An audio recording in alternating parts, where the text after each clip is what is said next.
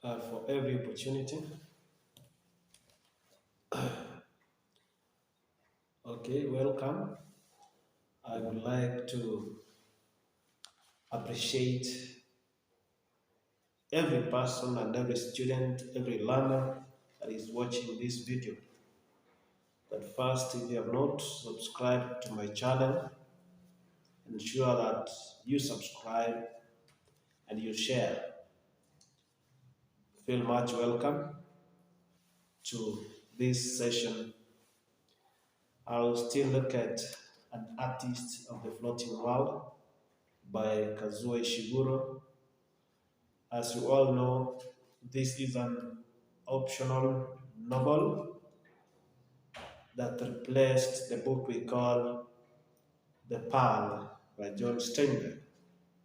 And the book is first done in this year's KCSE, the year 2023 KCSE. So I will begin by looking at some stylistic devices evident in this particular book. First of all, there is some symbolism which is evident and rampant in the book. To begin from the first page, when we look at the first page of this book, it is clear that there is what we call bridge of a station. So when we read here, we get to realize that the bridge of a station has some symbolic nature because it is the bridge of a station where men come there, the estate, to decide between two things.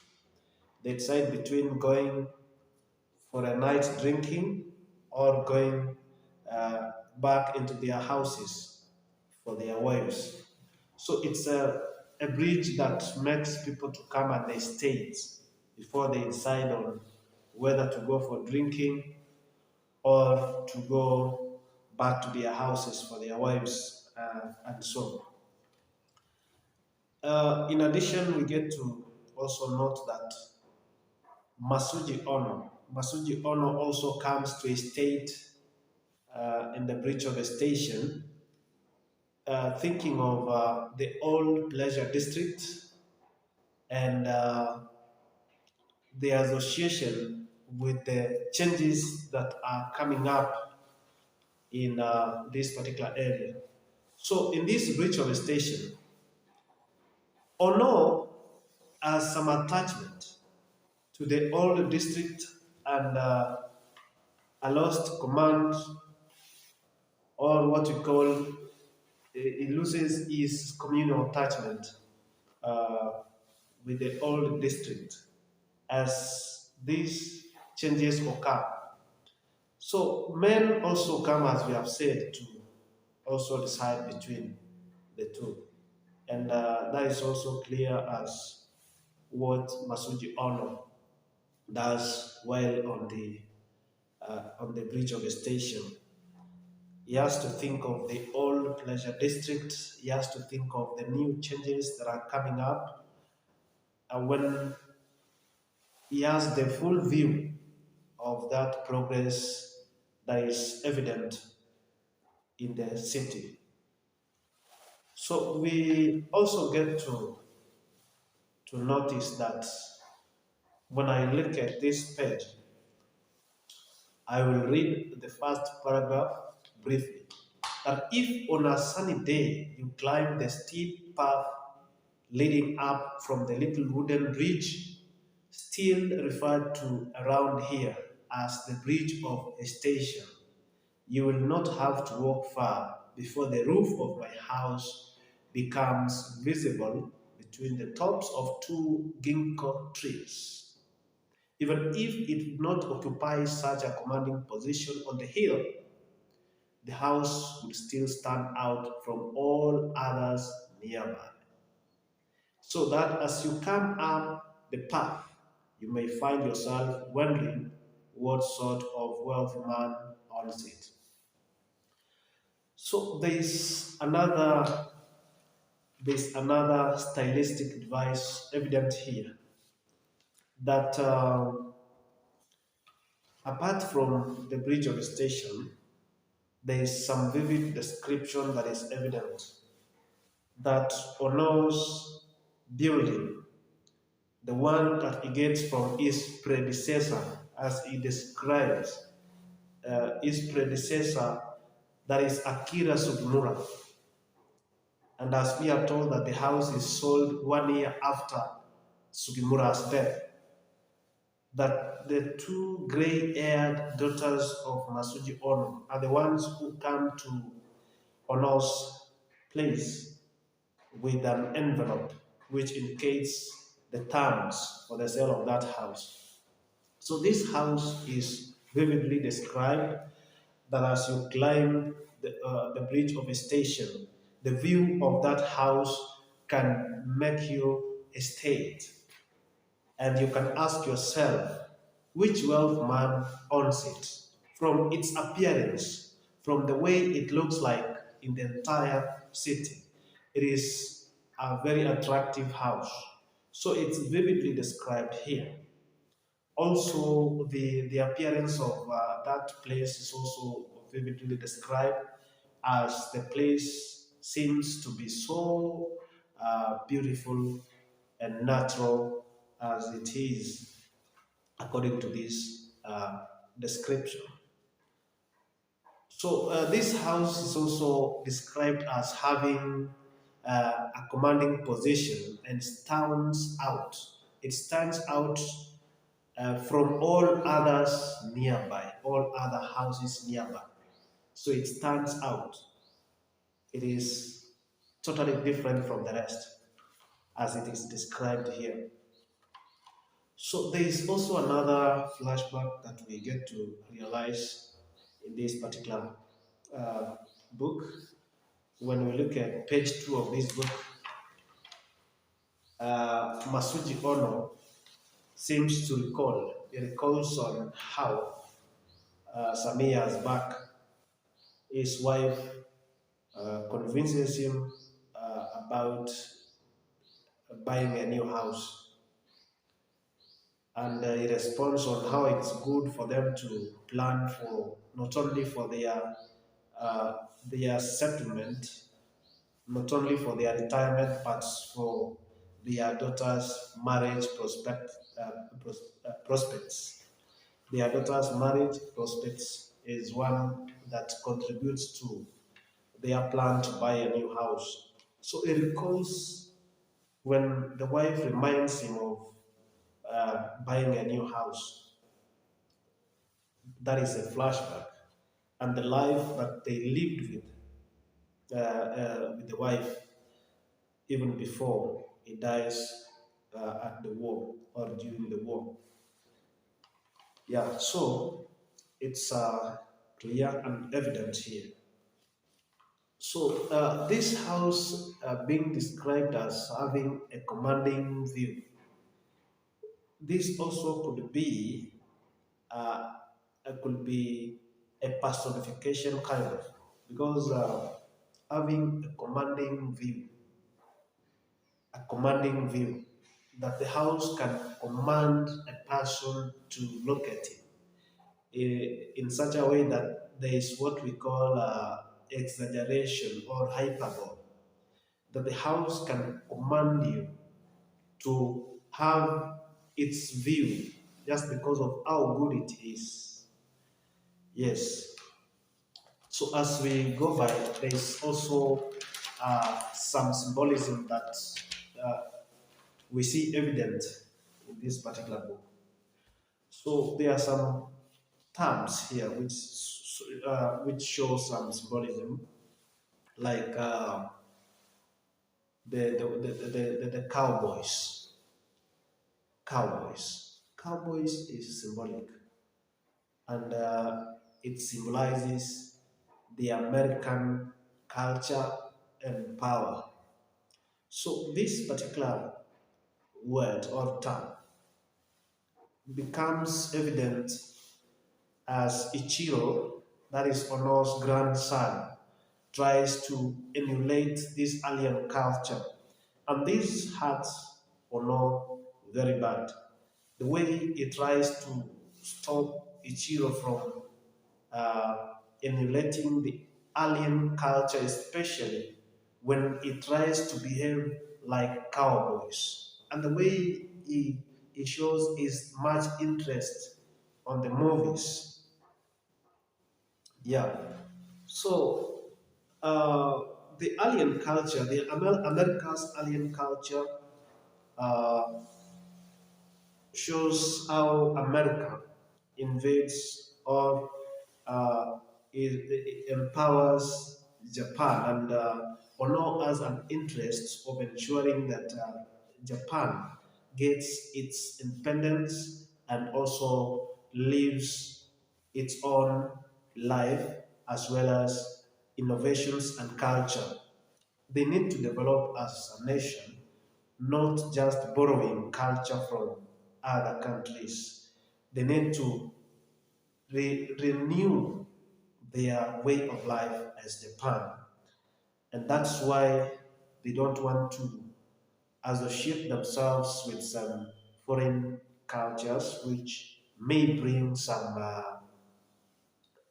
delay in the new strategy of development that is being witnessed even after the war.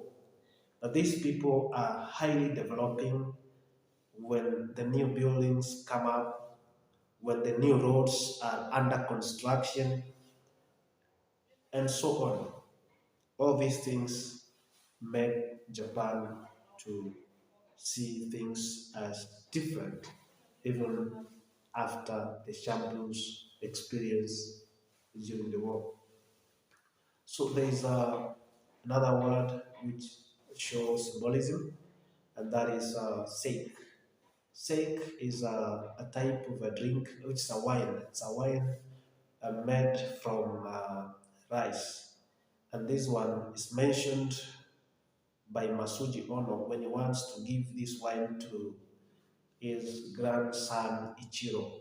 So he suggests that Ichiro should have a sip of the wine, and this wine symbolizes some masculinity. It is not given. He does not give to one of his daughters, although the daughters oppose uh, that suggestion or whatever that Ono wants to do. The daughters oppose that Ichiro should not be given that wine. But because it is masculinity, it symbolizes masculinity. Uh, that is why Ono suggests that he should give the grandson, but not the daughters. So he talks of giving the son. So the symbolism becomes clear in the process. The symbolism in this sake becomes clear in the process. So there is another term which is a symbol or symbolism, and this is the samurai. Samurai, as we are told in the book, these are the Japanese warriors in the medieval early modern ages. And they symbolize Japanese sovereignty and power, as well as patriotism. So, how is this evident here?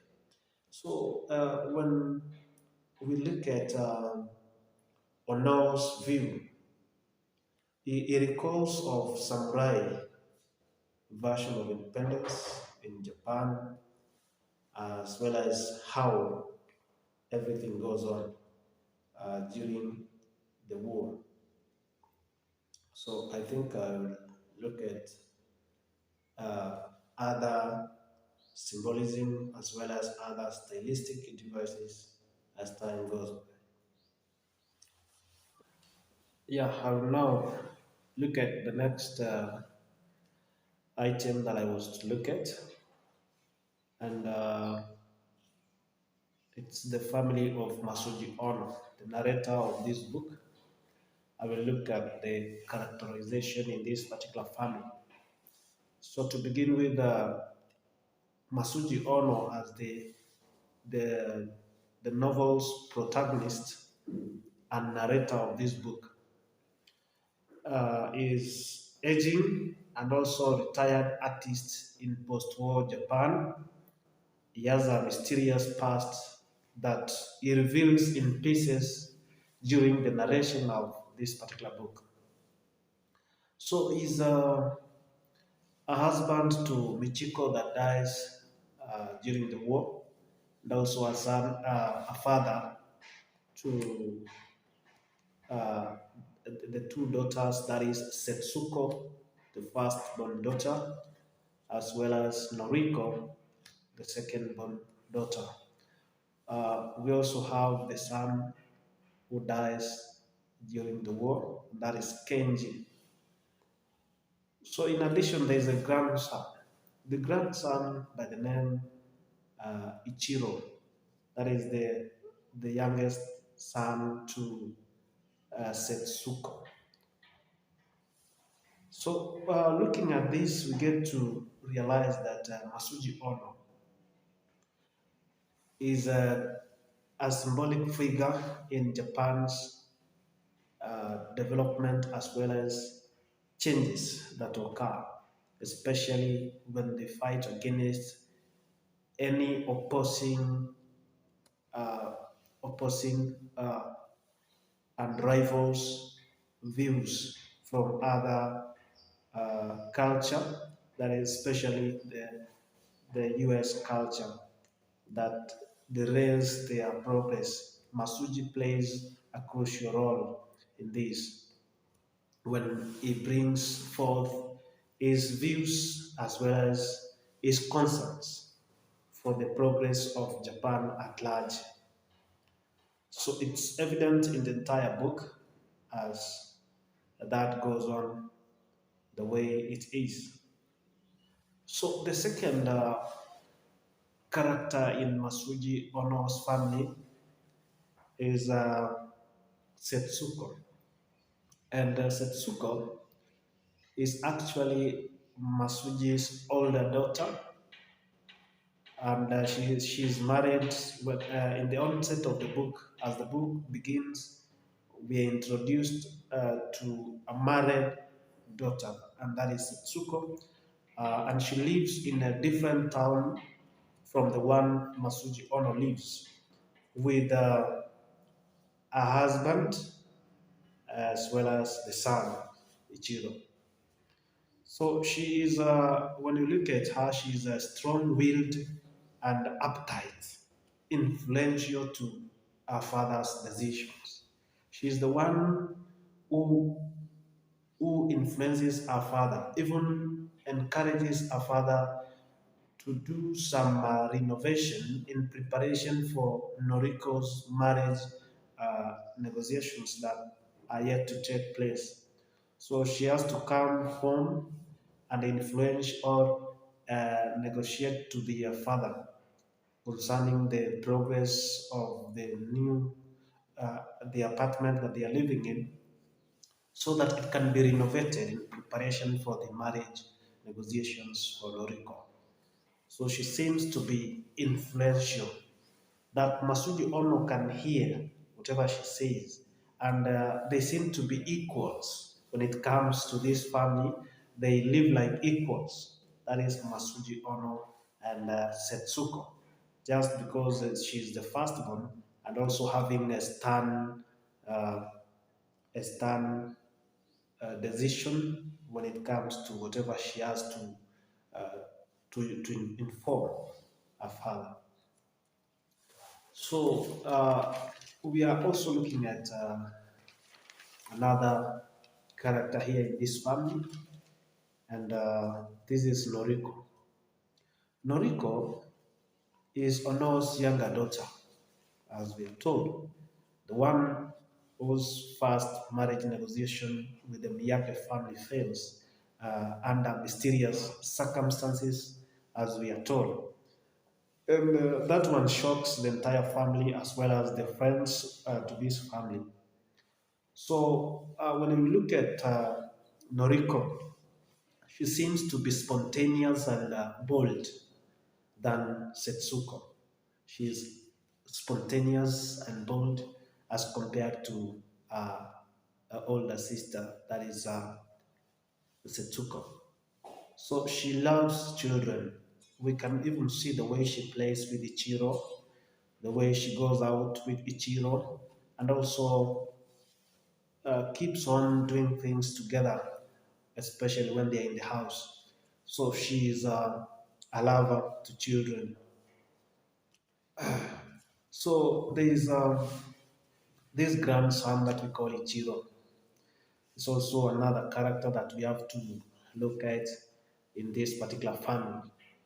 That Ichiro is the grandson to Masuji Ono, and also the young son and to Setsuko, that is the daughter to Masuji Ono.